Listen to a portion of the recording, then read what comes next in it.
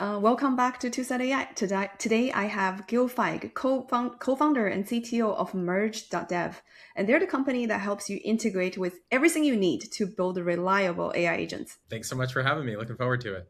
Yeah. For people who don't know about what Merge does, can you explain what it does? Like, let's say at three levels. Let's go with the elementary schooler, the easiest explanation, and maybe a developer who is your customer, who's building AI agents. And the last one would be a C-suite. Let's say a C-suite at a company. Yes, absolutely. So, what Merge does, I guess, for the elementary schooler, what Merge does is it helps businesses exchange data. So basically, whenever you're using, a piece of software on the internet, and you can go in there and you can see data from other platforms you use, or you can take a certain action and you see that same action happen in other platforms you use. Merge helps make that possible because it's not trivial to set that all up. Mm. I think the elementary schoolers are getting smarter and smarter. They'll be able to understand that. Okay. Okay, next one. Awesome. And then I guess for your more sophisticated Right. audience here, because I'm assuming not a ton of elementary schoolers are listening to this, we maybe we make it incredibly easy for companies to add hundreds of integrations to their products. So we have two different products here. One is our unified APIs. So those are meant for synced data. If you want to sync across a copy of your customer's data and build something like an enterprise search experience where AI can search across all that data, provide really valuable insights on it. You integrate once with our unified API where we normalize to a single format, and then you can integrate with all of your customers' third-party systems. And then we offer the same thing for live connections. So that would be MCP style or live lookups where you want your agent to talk to a bunch of platforms, not from a synced data set, but actually make those live API calls. We power both of those experiences. Generally, our customers use one or both of those to build really valuable AI flows that are context rich and can actually take actions versus just kind of being a standalone tool. I'm pretty sure developers will understand everything you just said. What about C-suites, like a CEO? Like, would you add something else, like Yeah, I additional? mean, I think the big thing there is when your customers now are coming in to use your products, they expect it to integrate with all the other tools they use, and especially for agentic products, they expect it to be context rich. They expect it to give good, reliable answers that are rooted in knowledge of the person speaking with that agent. And to build those best products, to be able to close deals with customers who insist that you have the integrations with the platforms that they use, you need something like Merge to have those integrations be incredibly reliable, secure, and performant from day one. So it sounds like it's something that you can tailor to your customer. That's what you would say to your clients, that you can build your platform that tailor to your customer. Yeah, that's exactly right. And how Merge works is, we do have some customers who use us for their own integrations, but that's much less common than the vast majority of our customers who use Merge to offer integrations to their customers. We're an embeddable product. So essentially, yeah, we get built into a product to let that product integrate with customer With data. their customers, right? Yeah, that's really interesting. I learned that you started a company in 2020, so it's been 5 years, and this is the sixth year. Yeah. At that time, what did you see then that made you feel like you had to do something? It was mostly COVID, right, at the time. Like Yeah. AI is still lacking. What Yeah, happened? so my co-founder and I were both seeing this problem at our previous startups. So Shansi, my co-founder, was working in cybersecurity, and they had to integrate with a lot of different ticketing systems. So things like Jira, Asana, Trello, but then they also got asked for QRadar and Splunk and all these other ITSMs and just so many platforms. And at my company, we were recruiting tech, and we had to integrate with applicant tracking systems. So Greenhouse, Lever, Workday, and from both of our ends, we were realizing like we are building integrations with very different platforms and we are very different verticalized solutions, but we have the same problem, which is that B2B companies need to integrate with all the competitive products in a vertical because you don't know which one your customers might be using. And obviously back then, this was created in the sense of providing rich experiences in SaaS products, which is still a heavy use case for Merge. Don't get me wrong; it's still one of the widest. But since then, the idea of context really got popular. AI became much more broadly used, Gen AI. And so now we are the context layer. We are the context provider for for dozens of Fortune 500s out there. It's not a problem that we thought we would be solving, but one that we very fortunately landed on as the world changed. I really like your new framing. So it's, instead of saying you're a connector, you're actually the context provider, Yeah, right? that's You're exactly it. streamlining that process. And you have Yeah. two products. You said there's the merge unified and the agent handler. Mhm. Um, and both essentially are calling APIs to the same, like, third party systems, right? I mean, if for instance, like for unified, if I were to do it myself, I would imagine I just call the third party API, and um, that's about it. Like, why would I? Maybe this is beneficial for any builders. Like, why Yeah. would I want to use merge, like this intermediary API? Why would Yeah. I just call API myself? Yeah. Yeah, so I think so. One of the main reasons that people want to use Merge, so we have our two products, but starting with Unified, why do people want to use a synced data layer? So in general, why do you want to sync? It's because you get much better results from your enterprise search. There's a reason that companies like Glean and OpenAI's enterprise search are so good, and it's because they're syncing across a copy of that data. And to give you an example of why that's important, let's say that you ask the LLM which of my customers were upset last year? Okay. The only way to really know that answer is to go, and assuming you're using ticketing data to back it up, Right. the only way to really know that answer is to go through every ticket, right? You can't avoid, if you avoid going through even one ticket, then you end up in a situation where that could have been one complaint from a customer and you now miss them as one of your customers. So you have to go through all of them, but there's no way that you can fetch all of that in real time using MCP, right? Even if your agent had unlimited context and you could pass in every piece of data ever entered in your ticketing system, it still wouldn't work because the API itself doesn't make it easy to get all that data out as needed. So you would be sitting there waiting for your agent to get all the data out of the ticketing system. Instead, people use Agent Handler use Merge Unified to pre-retrieve all that data and pre-structure it so they can actually query it semantically. They can actually ask a database which customers were upset last year, and there's a way to actually look that up in real time. So synced integrations are essential, and the reason people don't want to build them is because they're incredibly difficult to build. It's not about that setting up the initial code to fetch from an API. That's never been a struggle. That's always been relatively easy if you've done it. The real challenge lies in building reliable, robust syncs that work across hundreds or thousands of customers that all have different complex setups in these enterprise systems. You fetch data for one customer, and then you go and you fetch it for a different customer. And that data, it's not just different data, the actual structure of that data is completely different. They have custom fields set up, they have a lot of custom data set up, they have scopes, and certain things don't come back from the API. There's just a lot of complexity that's not documented anywhere. And so even AI agents are not great at building these. And we as humans sit there and debate what the best way to build something in the room. When we as humans are debating it, AI is not great at it yet. Right. I think you're very, very deep in this whole tech. And then you like the past 2 minutes, I think you said so many details that I don't think like anybody would just grasp in like in the first try. So let's break down a little bit more. Okay. Let's say I'm gonna build an AI agent for my, let's say, my sales team, right? This is common. Let's say I need to access to Salesforce and Jira tickets, the Google Drive, and maybe my HR system. So I have a naive approach. Let's say like I just give the agent API keys to each one of the systems, and then Right. when it gets a question, I'm assuming the questions are from the user. It could be the sales team, right? The users within the company, and it calls the relevant APIs, pulls back the data, and stuff all those data into the context window, and then let LM to answer that question. So this is the natural thought that this at least at a high level, this has to be the case, right? But something is gonna break based on what you just told me. Right. Right. Um, So this is a great use case, and like it's a common use case, but yeah, where something breaks is we all know and we've all seen, like it's a common trend in the industry. Context is the data that you're passing into the agent, so that could be that your prompts, what you're actually asking of it, and it could be any of the tools you're making available. You're saying, which candidates have applied to my job. And then by connecting Greenhouse MCP, you're actually then also saying, here are the different tools that you have in Greenhouse to communicate with, right? once you have too many of those and you're passing in too much text, the agent's performance starts degrading massively. If you look this up, you can see charts about agent performance and accuracy just plummeting.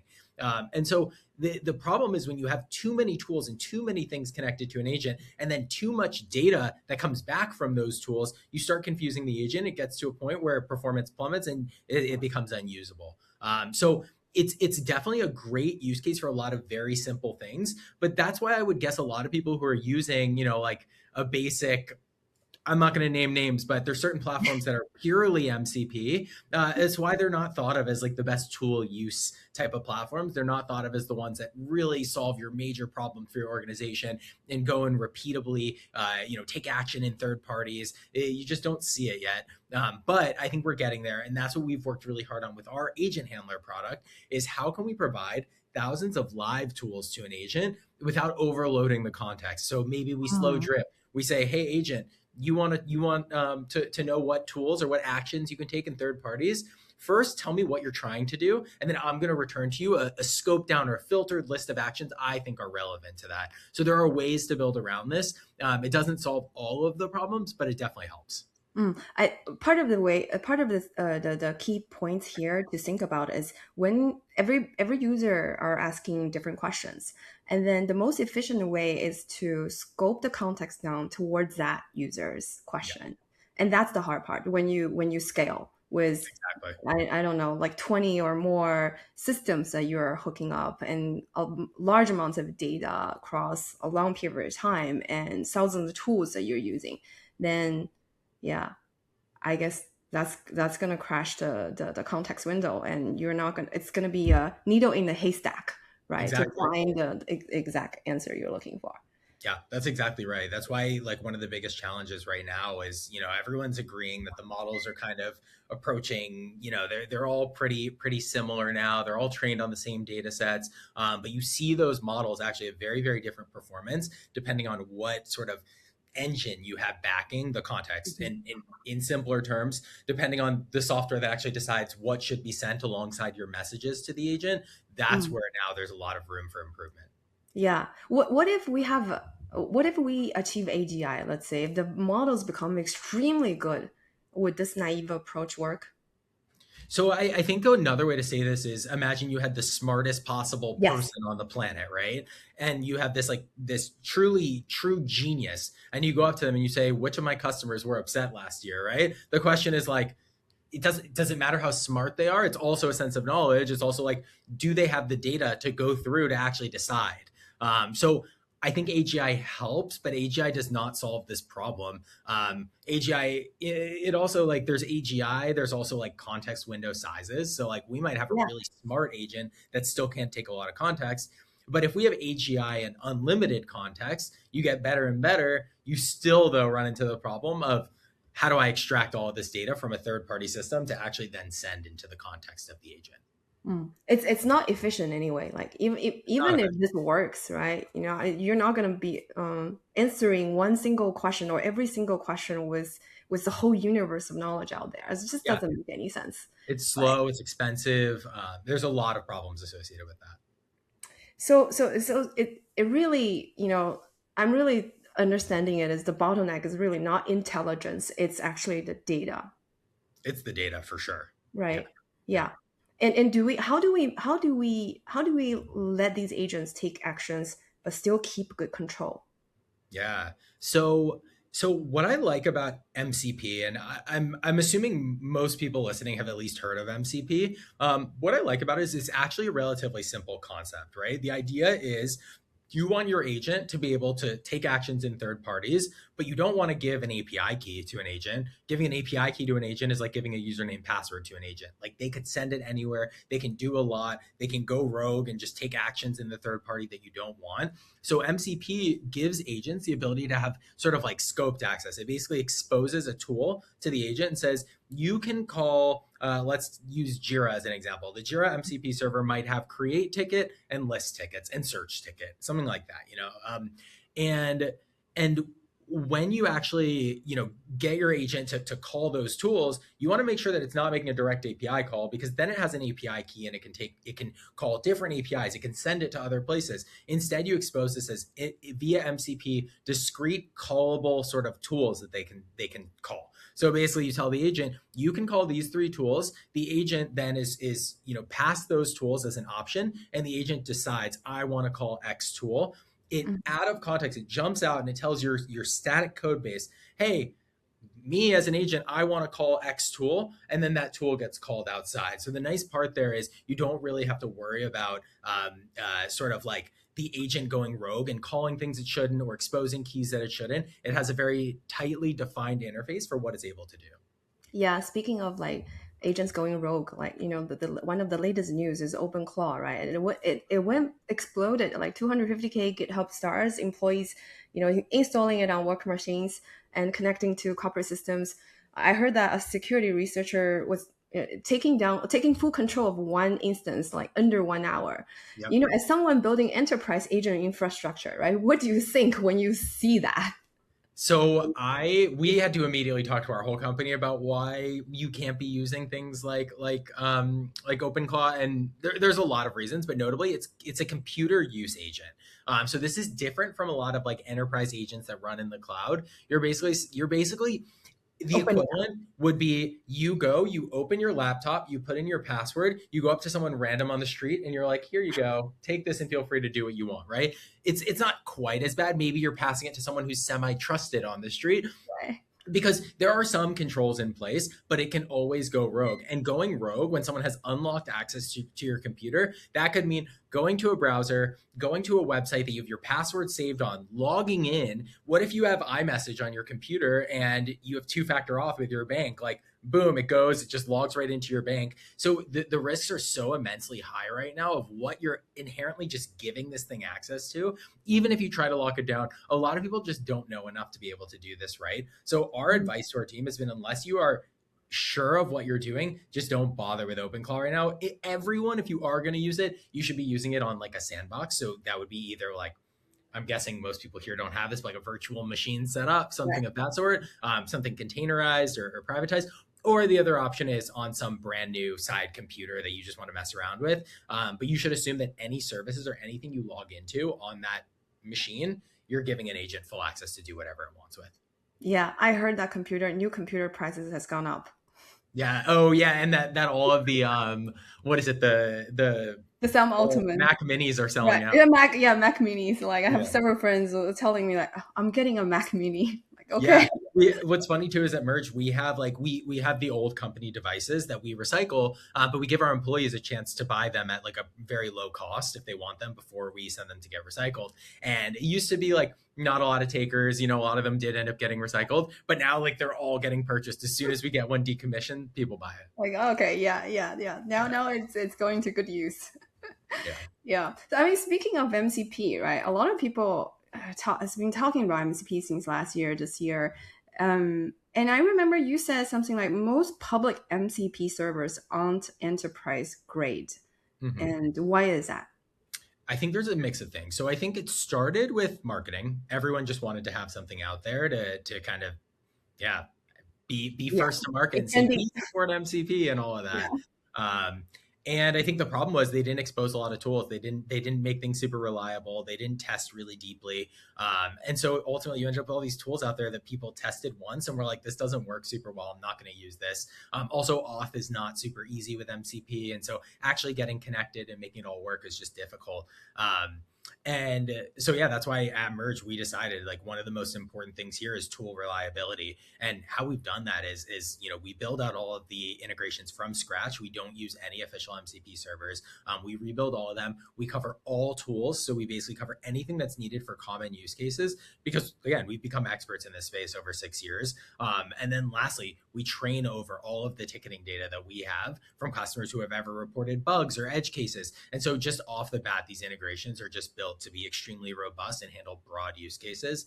I think, unfortunately, a lot of the APIs at these big companies haven't been touched in years. And so you have people trying to tack on MCP servers with no real connection to the problem. And that's why you've seen that. And actually, you have seen some platforms release much better MCP servers. They've gotten better over time, but it's still a huge problem. The vast majority are unusable. Mm. Let's backtrack this question of what is MCP. Can you explain in a very simple language for just in case people don't know what it is? Yeah, I think the easiest way to think about MCP is it's like an API built for agents. It's not that's not like 100%, exactly how someone like deeply technical would describe it. But if you want to think of it that way, it's basically just a way to expose access to a third party directly to an agent. Awesome. And a lot of these things that we were talking about is plumbing and getting the right data at the right time. Part of it is RAG, right? But last year or maybe even 2 years ago, people are already saying that RAG is dead. Yep. Like, really? What's your opinion on this one? Yeah, so actually, I used a different term earlier, but that's what I was referring to by synced connectors is RAG. It's this notion of you pull in the full data set, you put that in a vector database or some type of specialized data storage that is optimized for you being able to retrieve that data really quickly, locally, in a sort of semantic format. Semantic being something with meaning. So you're not saying if you know SQL, you're not saying select from tickets or give me all tickets Right. from the database. Instead, you're saying which customers were upset last year. And that can be actually looked up in this optimized store. So what's interesting is people say RAG is dead. RAG is not dead. It's far from dead. It's just not the only option anymore. It's definitely the best option for a lot of use cases. But if you're saying like, get me ticket number 347, RAG is not optimal for that. There's no reason to preload all tickets from Jira Mm. if you can also just quickly go fetch one ticket. But if you need broad data analysis, if you need broad scope, like for example, how Glean or again OpenAI's enterprise search enable you to search broad swaths of company data with a single query, that's where RAG is still really important. RAG is still different from like things like text to SQL, and then some of the hybrid use cases really RAG understanding the unstructured data and turning into a SQL language for querying structured database. Yeah. I mean, I think there's a lot of different use cases. RAG is ultimately though, like you've created a copy of the data somewhere and you've optimized it for fetching by AI, right? So that's why like an API is like not quite RAG because it hasn't been optimized or standardized for sort of retrieval in the right ways. Yeah, that's true. And you have these two products. When does someone need this RAG more synced version and versus live agent lookups or both? Yeah. So I think where MCP or live integrations are nice is for a couple of use cases, but notably it's things that are simple. So simple transactional lookups. I want one record from a database, or I want a list of 5 records. I want the most recent. I want, those sort of really simple things. And it's especially good for taking actions. I want to go update a ticket. I want to do X, Y, and Z in the third party. It's very effective at that. But where it's not good is again the broad swaths of data. And so when you're building something that needs to provide insights or analyze more data or potentially bring together a lot of different data sources and do so quickly, that's where synced or RAG connectors are a better approach. How do you actually test that your agents connectors are working correctly? Oh yeah, massively. So we use evals, which essentially is it's sort of everyone's heard of testing in software. You write Right. tests. Evals are the way of testing for AI. And the reason it's different is in the past you would write a test and you would say let's say this is just really simple, but let's say you have code that adds 2 numbers, right? You would have a test that basically calls that code and passes it 1 plus 1 and just checks that 2 is returned. That way, if anyone in the future went and changed that function and it broke the functionality, that would be surfaced, right? It makes it so that software is maintainable. It makes it so you're not scared of breaking things every time you make a change. And with evals, a little bit different, right? Because you can't say every time I ask, what is the weather, it should say it is 70 degrees, because one, that's going to maybe change, but also Right. it might say it is 70 degrees one day, and then a millisecond later it might say the weather is 70 out. So it's a really, it's inconsistent. So what you need to do with an eval is actually have an agent that evaluates that the answer that was given out was correct. So you would say, does the answer given by the agent in some way, shape, or form say that the weather is currently 70 degrees out, right? And it doesn't matter what the wording of it is, it judges that the answer is correct, based on the semantics or the meaning of what it says. So we use heavy evals to make sure that we are getting performant tool calls, that they work across a broad set of potential inputs and across a broad set of customer credentials, because every instance varies quite a bit. Mm. Is hallucination still, a problem along the pipeline? Because you have agents pretty much everywhere, and the core of the agents are still LLMs, right? Yeah, so hallucination is still a problem. I think it's getting better though. Like the models have really improved now.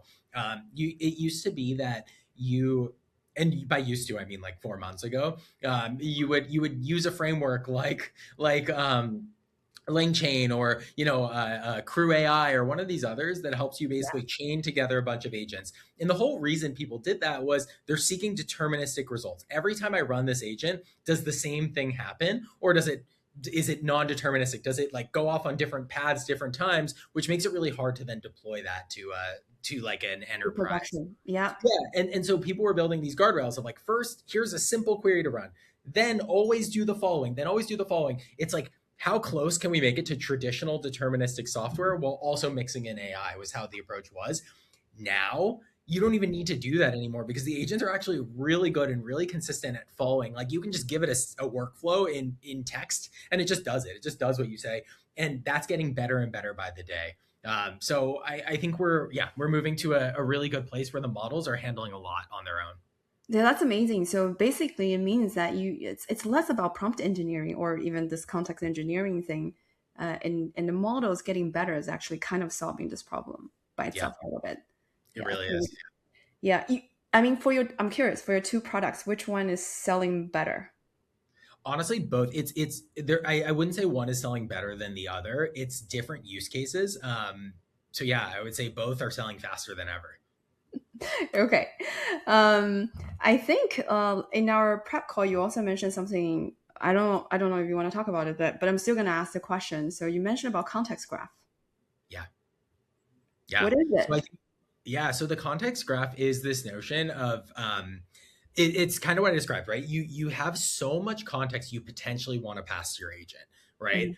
Mhm. So that could be, let's just use an example here. Let's say that we have built some sort of enterprise knowledge search for our company, because I've used that example a couple of times here.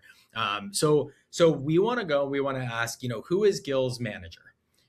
There's a lot of ways to get this information, but what we also know is that in the context we pass to the agent to answer this question, we don't want to answer when was Gill's last vacation, right? But that is data that's valuable to have and potentially pass to an agent. So a context graph is essentially a sort of structured. It's a data structure, we call it. It's a graph, and what that means is you have pieces of information. Gill, I am likely connected on this graph to another person who is my manager and maybe my reports. So you can think of that almost as like a tree, which is kind of like a graph. And so then when a certain question is asked, you can go into this graph and you can follow between all the links. You just like go to all the nearby data that seems similar, and that helps you gather the relevant information so that you don't pass too much context to your agent, but you pass just the right amount to answer the questions that are being passed in. So context graphs are sort of a underlying infrastructure feature that most people probably use in their day to day when using AI and don't even realize it. And it's used for local context. So, what are things that I've asked before? What are corrections I've given the agent in the past so that it knows not to do? There's a lot of that, but then it's also third party data about my company. It's all of my knowledge base information. It's all of my HR information, my ticketing information, all the tools that my company's using, accounting, ERP. So Yeah, so it sounds very similar to a knowledge graph, so the graph rag approach for like getting the right context. Yes, it is very similar to a knowledge graph. I think there are some key differences. It's sort of more living. The data is changing constantly. It's optimized for different relationships and all of that. But yeah, in a lot of ways, it's very similar to a knowledge graph. Are you building it from ground up within your company? Yeah, so that is going to be coming. So right now we offer live context and we offer stored context. But what we don't do is actually pre sort of optimize that and put it into a knowledge or context graph for our customers. So that's something that we are working on and will be coming over the next year or so. Is it really is it going to be very expensive to build these infrastructures for any of your clients, because they might have large amounts of data, right, and you're building the knowledge graph for them? Yeah, it's expensive to operate. There's no denying that. But I think, when you see the value, when you actually like come into one of these tools, connect everything and start asking questions, you realize that the cost of indexing that data is very much outweighed by, that it very much outweighs what the cost of an employee would be when it can answer, deep questions for everyone in your organization. Right. You said you have a demo. You might have a demo that you can share. I don't know, like, what is the demo about? And if you want to share it right now, you can share. Like, what is So I the... don't have a demo of Oh, of okay. context graph. I could demo the agent handler product if that would be Oh yeah, interesting. why not? How about let's show us what does it look like, and we All can right, I can cool. edit a video so that we can share with. What you're seeing on the screen here is the agent handler dashboard. So this is meant for the admins at a company. Assuming you're using this internally for your employees, this is meant for the admins at the company to come in and manage. It's not meant for every employee at the company to have access to. So the first thing that we do, like I mentioned, is we build, manage, and maintain all the connectors. We have hundreds of connectors with all the popular platforms out there. We manage all the authentication. We manage building the actual connectors. If you go into any one of them, for example, you can then see all of the underlying tools that exist. So for something like Airtable, that might be creating a new table. That might be updating tables, commenting, all of that. So once you have all these, you set them up in a tool pack, which is just a bundling of tools. So these are the tools you want to expose to your agent. And then lastly, you have an agent and you connect it. So I'll just show you an example of what this looks like. So this is our playground. You can connect Agent Handler to any of the AI tooling that you use. It follows sort of a standard MCP or a standard integration protocol. So that's supported by the vast majority of platforms out there. Copilot, OpenAI, like all of them support integrating with this. Mhm. What I'm going to show you now is how we actually connect a lot of this. So let's say that you are someone at a financial services firm, for example, and you want to talk to a lot of your tool suite. So that might include things like Teams, SharePoint for all of your file storage, Asana for your ticketing, and then also let's say Google Drive, for example. Mhm. So I'm going to paste in a prompt here. And just to quickly show you what it does, it's saying first, find my client financial folders in G Drive, grab the newest 8K document, download it, and then let's do the following. Determine what the primary event is it positive or negative, what's likely for the stock price in the future, and then send your findings to Matt on Teams. Cool. So that's pretty complicated flow. This would previously have required quite a bit of sort of work and using a framework to make sure that it operates every time. But we're going to see how good tools and better agents have actually transformed this. Mhm. I think as a consumer user of Claude, like this is very similar interface as well. So I can hook up my Claude with different MCPs and different tools, and basically do something similar. Yep, exactly right. Okay. So it turns out we're not logged in here. And so it's saying to go get it otherwise. Sorry, I might need to redo this demo. Okay, sorry. Do you want to repeat that so it doesn't? Yeah, yeah. For all these things you're building, right? So what's the hardest to build? What's the tricky part? I think it's the sheer volume and breadth of data. It's incredibly tough. It's these systems that we're pulling data from were not optimized. They weren't built for mass data movement, and just the sheer amount of data that exists in them is greater than ever. So I think partnerships, I think navigating a complex landscape, integrations are a very tough problem because they constantly break. There's a lot of edge cases, and so I think figuring out how to properly be a reactive company and handle, changes and all that, it's just a tough problem that we've grappled with for our whole existence. And I think it's something that AI has helped us get better at, but it just continues to be a really tough problem. Which I think is what also makes it a good business, right? That's what makes it one of the businesses that survives the AI revolution and actually thrives in it. Is the idea that it's sort of plumbing data in a really, really complex problem. I mean, do you think Anthropic or OpenAI would build some native tool calling infrastructure that handles these authorization permissions? Um, would they do it? Yeah, yeah, I mean, I think absolutely. Like, I think that they are. Anthropic invented MCP, right? Like, they're the ones who released the standard there. But it just doesn't solve all of the problems, right? This is a full company problem. It involves building out integrations, getting partnerships, onboarding and authentication and key management, permissions. There's a lot that you need to handle here. And so I think one, a lot of the large LLMs are our customers and do use us for this. I don't have logo rights, so I can't actively share a bunch of names here, but a lot of them do use us, and we do have them on our website. And yeah, I think that they've seen how big of a problem this is, and they would rather just have someone else handle it for them than have to have a whole team of people working on this. It's not a simple integration once and then you can just leave it there. And just there's ongoing maintenance, right? Because everything is changing. The A APIs are ton of changing, ongoing the data are maintenance. changing over time. So I guess the big labs don't want to deal with it. Yeah, You it's guys are exactly you right. guys are doing the hard the heavy lifting. And you mentioned about there's some issue with using like building agents with admin API keys, right? What's wrong with the API keys that agents are using? Yeah, so you just don't want to give an agent an API key. That's the biggest problem because the agent, like if you think about it, in the past, whenever you wanted to send data anywhere via API, you had to have an engineer hard code what data was being sent where, and then a second set of eyes approve it. But now you're telling this agent, hey, you have the ability to talk to any API anywhere on the internet. And also, here's an API key. It could take your API key and then just send it anywhere. It could post it to some hacker's URL. It could post it on your Facebook. Like it could post it anywhere. And so that's the risk there. You just the assumption should be that any data or context you pass to your agent, there is a chance that it does leak that and send it somewhere it shouldn't. And so that's why you have to be incredibly careful about not just giving an API key to an agent, but instead letting the agent tell you, I want you to talk to this API, and then you're able to go and handle that sort of outside the scope of the agent, and then pass the results back to the agent when you want it to continue the flow. And there's a permission and authorization in the steps, right?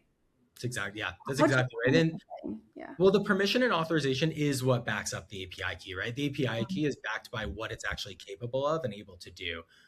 And so yeah, essentially the agent asks you to do something, you then go try to do it with the API key. If it gets blocked, then it's blocked.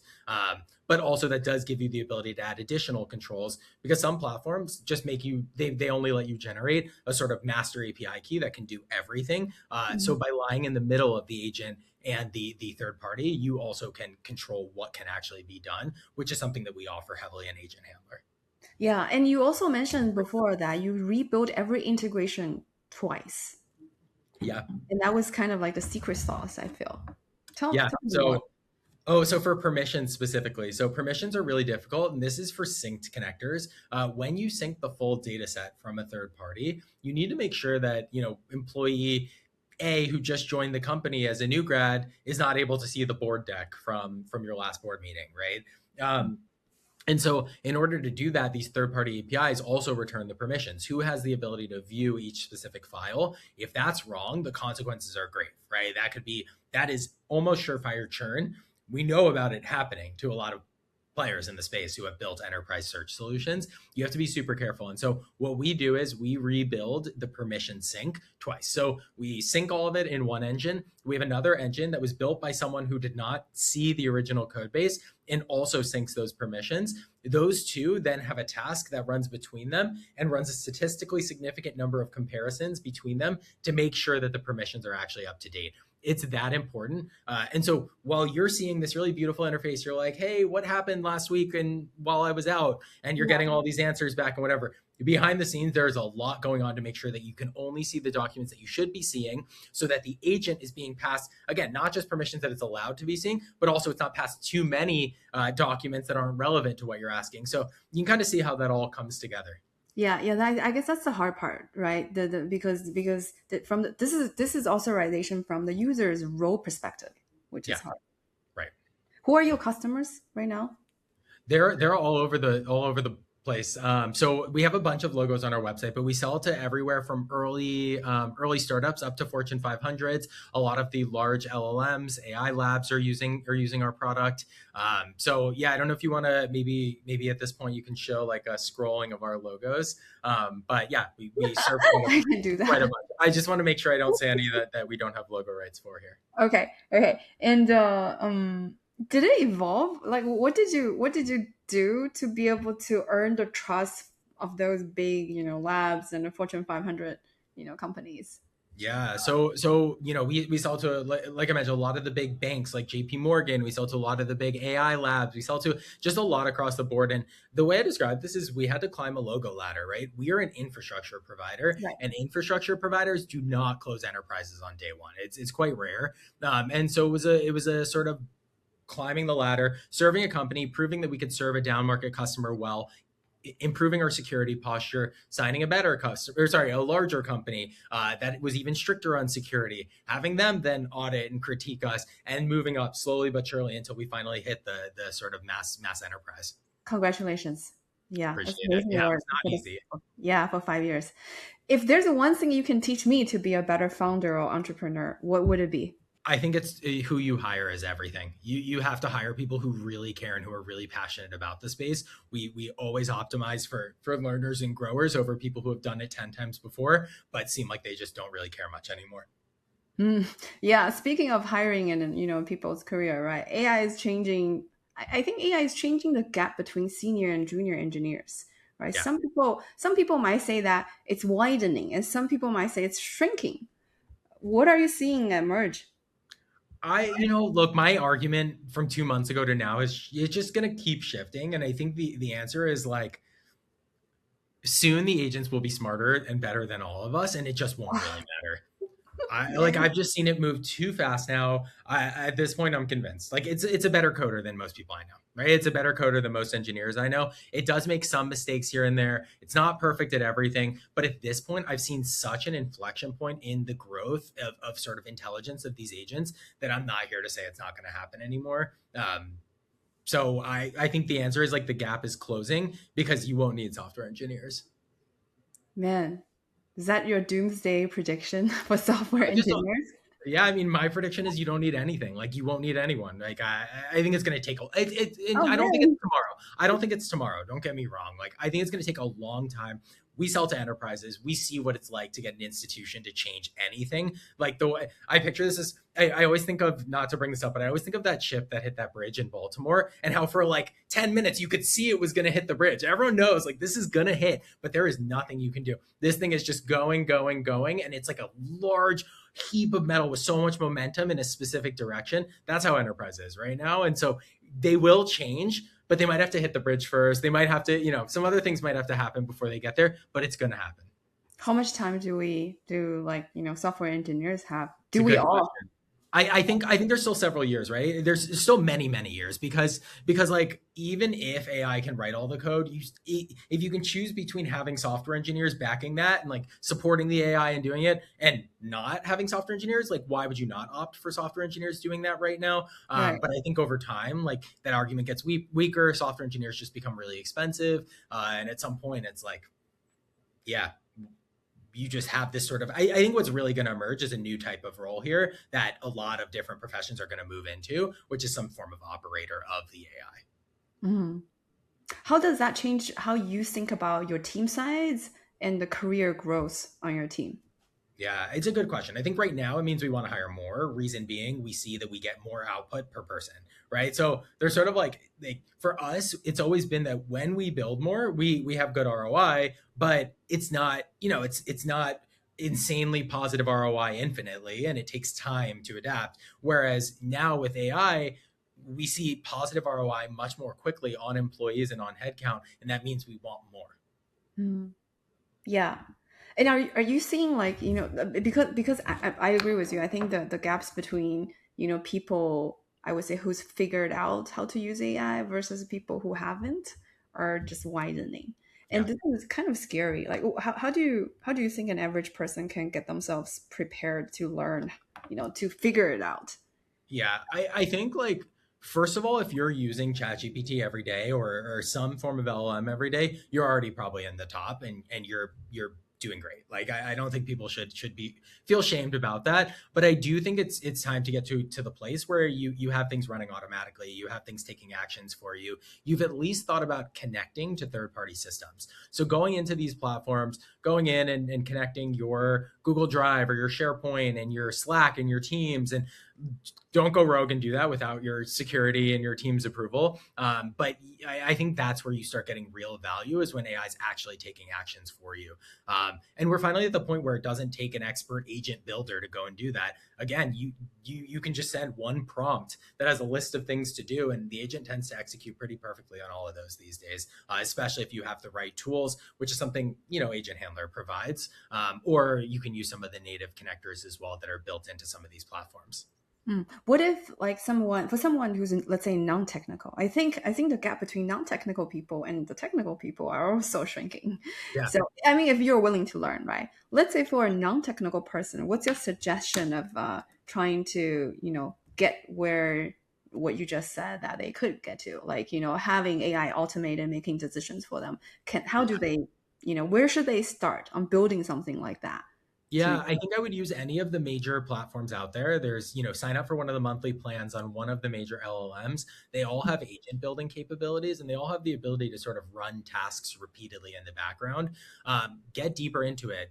I think one ecosystem I love a lot. Like I'm a heavy OpenAI user. I also love Claude. And there's a lot of different things you can do, but Claude, I would start learning the basics. The cool thing is learning about these platforms and how they work. You're no longer learning things that are inherently like really complex, right? People talk about Claude and skills and like what are skills? It's actually a text file that has customized instructions for the agent, right? You might have a skill that is the security analyzer, or let me pick a simpler one. You might have a skill that is like the contract evaluator, and you say merge never agrees to auto renewal clauses. Make sure it doesn't have that. Merge never, right? And then anyone in yeah, your company can rerun that skill. That's something that sounds so complex, but actually it's simple. A lot of these things now are relatively simple. They're just like constructs or concepts to understand, and under the hood it's all just english language that's been put in different places, because that's all the LLM is literally a large language model. right. You communicate with it in English, which is really cool for the masses. It's a great opportunity. So I would say go in, learn those things, just go deep on one of the frameworks and just read their documentation. Also talk to the agent itself, tell it what you want to do. I would love to use, go to Claude and say, I would love to use Claude to automatically wake up my kids in the morning and do blah, blah, blah. And it'll tell you what to do. So that's how I would go about it. What are you using? Like, what are you automating in your life, like, or work? Yeah, so I've automated a lot of different things. So like lights on, things like a lot of my smart home are now automated, but in slightly smarter ways than they were in the past. I've automated flagging important emails to myself because I get a lot of emails throughout the day, and I want when I get one that's actually really really urgent and critical, I want that to be flagged to me on Slack immediately. So I have that set up. I've set up a lot of really cool automations that just make my quality of life higher. Even things like I found myself asking recruiting, like, how's pipe looking for this role? I could have always gone in and looked too, but now I have it looking for anomalies and notifying me if pipe has dropped for a certain role, things that just weren't really possible before. What are you using? Are you using Claude or are you using Merge? I use Merge Agent Handler to power a lot of that, combined with some stuff I built on my own. Well, you are using your own product, which is a great sign. Yeah, yeah, definitely. I think one of the big problems we see is like most platforms don't have a lot of sort of live connectors yet, and so with Agent Handler, we have so many, we have hundreds, and so I just connect the whatever platform you're using. I've connected all of them basically to Agent Handler. So now Claude, for example, or my Chat GPT can talk to literally all of the platforms I use for work, including our recruiting software, Greenhouse, and our file storage, just like tons of different systems I can talk to now. Yeah, the email one, the email flagging important email one. Are you using Merge as well? Yeah, so Merge has a Gmail connector. So basically, it gets notified of a new email coming in, and then I basically have a prompt that judges the importance of that email, and it says if you deem this to fall under the highest of priorities, message me on Slack to tell me. How are you different from Glean? Because you mentioned Glean. I feel like these enterprise search function is very similar to Glean. Yeah, so people can build Glean using Merge. So Glean essentially is like it's actually in some ways a productized context graph, right? It loads in data from all your different company sources, structures them in a way for optimal lookups and retrieval, and then when you're talking to the agent, it's talking to that. Right. At a simple level, that's kind of how that all works. And so with Merge, we're providing all of that data too. And so that's how a lot of these large LLMs and a lot of these AI companies have built Glean like or enterprise search functionality is by using Merge as the base layer for all of the synced data that gets loaded up, as well as the third party or live connectors. I really don't feel like I need Glean, to be honest. I don't know. I think I just need Merge and to just hook up my database and all the systems, and then that's it. Yeah, so it's interesting because we don't power that directly for companies. We power it for companies that want to offer it to their customers. For the actual Glean like use case, which is the actual index, pull in all the data, index it, store it, run over it. But yes, absolutely for live lookups and for connecting all of your company data sources and bringing that with you to any platform, that's absolutely a fantastic use case. So we find a lot of our customers will come in, they will connect their greenhouse and their SharePoint and their Outlook and all their sources, Teams, everything, and then they now have this sort of portable layer to talk to all of their apps that they can bring to any third party AP or to any AI solution that they're using. Right, right. Yeah, I think users can use merge for both the internal use cases, like the company, like this your sales team, or how you're using it, Yeah. and together of using it to build whatever they're building for their customer as well. So you're covering two use cases, whereas Glean is only the first use case. Yeah, that's exactly Right. right. So Yeah. yes, we help companies launch and offer products, but also like for example, Netflix uses us to power their internal agent. So their internal agent can talk to all the third-party systems that they use, and then any employee at Netflix can just ask. So they have effectively built an internal Glean competitor, and that's built entirely on Merge. Yeah, I see. That makes total sense now. Yeah. I mean, I have a traditional closing question now. So I'm gonna ask you to, if you could recommend a book or some Mm, sort of content to, let's say, a 20-year-old you. I mean, you're not too far apart from that, probably, and yourself today, but you're yeah. still, 5, 6 years into building something can potentially be really, really big. And maybe yourself in 20 years from now. Like, what Yeah. would that be?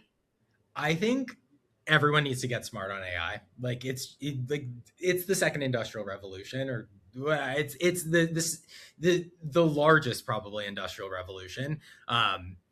And that means reading about AI. And there's a book that I read a long time ago that has held up to be like kind of true, which is why I'm about to read the next one called "The Singularity is Near," and it's basically about how we are approaching the moment. And I think that like it was written in early 2000s or something, and they quote Mhm. 2029 as the year that like the Wow. singularity being the year that so I think 2029 was like what they predicted. I could be wrong about this, but what they predicted is like when AI reaches or surpasses human intelligence. And then 2045 or something is the year of the singularity, which is when humans and machine technology merge. And it's so weird because you're seeing things popping up that are like this. Like you have Neuralink, which is, the chip in your brain that can help. And AI is getting good enough, and Neuralink can run AI. And so we're getting to this point where it's like, uh, things are starting to come true from there. There are some wild, outlandish claims in there, and it's a cool book for that reason. I like that it's like a thought experiment, and a lot of it is not true, and a lot of it is true. But I think this claim around the singularity is really interesting, and I love reading about these things because it helps you realize what the art of the possible is with AI and where things are going to go, whether or not you believe every single claim or sort of like guess in that book. Yeah, that's a really good book. It seems like you are seeing firsthand it's happening now, Yeah, right? And yeah, do you think that the time is about right? 2029, it's 2045? weird. It's weird. Yeah. It could be very close. Yeah. Are you prepared for this? I mean, what can one do to be prepared? I The don't things I've know. read are like make all your money now because you'll never have a chance to make money again, Um, which is like so scary. I don't. I think a lot of this is a little bit crazy. I think wherever you are on the political spectrum, you're going to see that like there's jobs are going to be hit, and so there's going to yeah. need to be government intervention in some way here. No one knows exactly, but I think everyone is pretty fearful of a post AGI world. Yes, yes, absolutely. I don't know. I don't know the answer. Just like you, I have no idea.